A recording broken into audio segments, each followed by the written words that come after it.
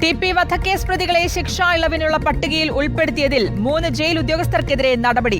Kannur central jail സൂപ്രണ്ടിന്റെ ചുമതലയുള്ള joint സൂപ്രണ്ടിനെ ഉൾപ്പെടെ suspend ചെയ്തു. മാനദണ്ഡങ്ങൾ പാലിക്കാതെ പട്ടിക തയ്യാറാക്കിയെന്ന കുറ്റം ചുമത്തിയാണ് സർക്കാരിന്റെ നടപടി. മുഖ്യമന്ത്രിയുടെ നിർദ്ദേശപ്രകാരമാണ് സസ്പെൻഷൻ നടപടി.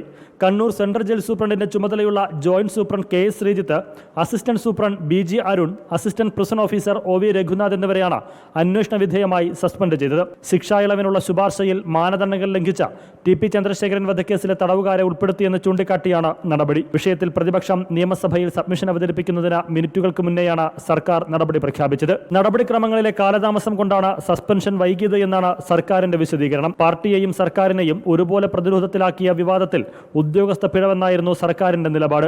അത് അടിവരയിടും വിധമാണ് ഉദ്യോഗസ്ഥർക്കെതിരായ നടപടിയും. ശിക്ഷാ ഇളവിനുള്ള പട്ടിക മാനദണ്ഡങ്ങൾ പാലിച്ച് പുതുക്കി നൽകാനും സർക്കാർ ജയിൽ വകുപ്പിന് നിർദ്ദേശം നൽകിയിട്ടുണ്ട്. റിപ്പോർട്ടർ, തിരുവനന്തപുരം.